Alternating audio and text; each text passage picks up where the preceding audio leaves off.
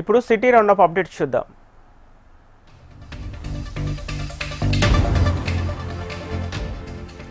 రాష్ట్ర ప్రభుత్వం పేద విద్యార్థుల ఫీజు బకాయిలు చెల్లించకుండా వారి భవిష్యత్తుతో చెలగాటమాడుతుందని మండిపడ్డారు తెలంగాణ బీసీ సంఘం రాష్ట్ర అధ్యక్షుడు అంజీ యాదవ్. బకాయిలు విడుదల చేయకపోతే ప్రైవేటు విద్యాసంస్థలు కళాశాలను నడిపే పరిస్థితిలో లేదని తెలిపారు. ఫీజు బకాయిలను వెంటనే విడుదల చేయాలని డిమాండ్ చేస్తూ ఓయూ ఆర్ట్స్ కళాశాల వద్ద ఐక్య విద్యార్థి సంఘాలు నిరసన వ్యక్తం చేశాయి. నేటి నుంచి కళాశాలలు బంద్ ప్రకటించడంపై రాష్ట్ర ప్రభుత్వం తక్షణమే స్పందించి ఫీజు బకాయిలను చెల్లించాలని డిమాండ్ చేశారు. ఫీజు బకాయిలు చెల్లించకుండా ప్రైవేటు కళాశాలలపై కక్ష సాధింపుగా విజిలెన్స్ దాడులు నిర్వహించడం హేయమైన చర్య అని తెలిపారు. షోబే ఆధ్వర్యంలో విద్యుత్ వినియోగదారుల దినోత్సవ కార్యక్రమం జరిగింది.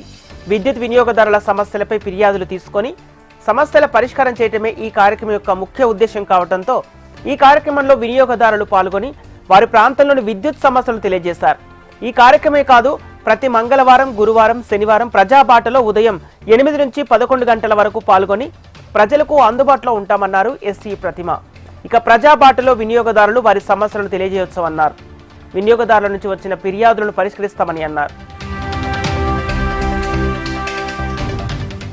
బార్ అండ్ రెస్టారెంట్లకు రెంటల్ డీడీ రిజిస్ట్రీ తప్పనిసరి నిబంధనల వల్ల యజమానులు తీవ్ర ఇబ్బందులు పడుతున్నారని, సంబంధిత జీవోను రద్దు చేయాలని తెలంగాణ రాష్ట్ర bar and restaurant owners association అధ్యక్షుడు దామోదర్ గౌడ్ రాష్ట్ర ప్రభుత్వాన్ని విజ్ఞప్తి చేశారు. బార్ యజమానుల సమస్యలపై నాంపల్లిలోని అబ్కారీ భవన్ ఎక్సైజ్ కమిషనర్కు వినతి పత్రం అందజేశారు.